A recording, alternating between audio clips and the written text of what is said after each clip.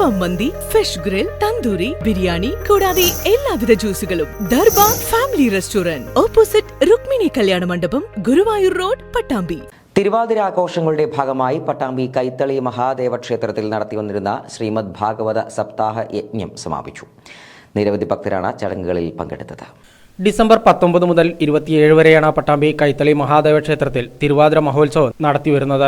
ആഘോഷ പരിപാടികളുടെ ഭാഗമായി ക്ഷേത്രത്തിൽ ശ്രീമദ് ഭാഗവത സപ്താഹവും നടത്തിവന്നിരുന്നു.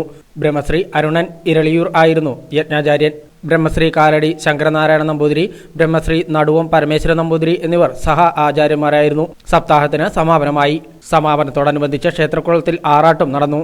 തുടർന്ന് തിരിച്ചെഴുന്നള്ളിപ്പും ഉണ്ടായി. നിരവധി ഭക്തർ ചടങ്ങുകളിൽ പങ്കെടുത്തു.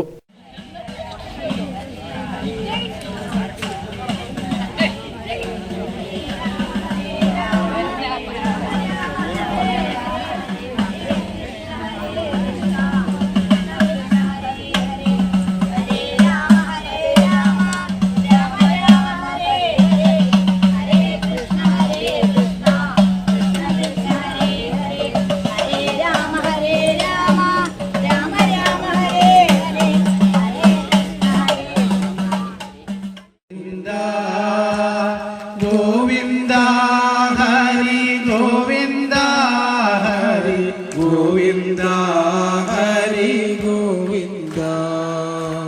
കണ്ണീരിൽ മുങ്ങി ശുദ്ധനായ നാമം തന്നത്താനെന്നു പാടും ഞാൻ. തന്നത്താൻ പാടി മോദത്താൽ മണ്ണും വിണ്ണുമെന്നോ മറക്കും ഞാൻ. ഗോവിന്ദ ഹരി ഗോവിന്ദ ഹരി ഗോവിന്ദ ഹരി ഗോവിന്ദ. ആഘോഷ പരിപാടികളുടെ സമാപന ദിവസമായ ബുധനാഴ്ച രാവിലെ ഐരണീശം, വിഷ്ണു സുരേഷ്, വൈദേഹി സുരേഷ് എന്നിവർ അവതരിപ്പിക്കുന്ന സോപാന ഗീതാഞ്ജലി നടക്കും.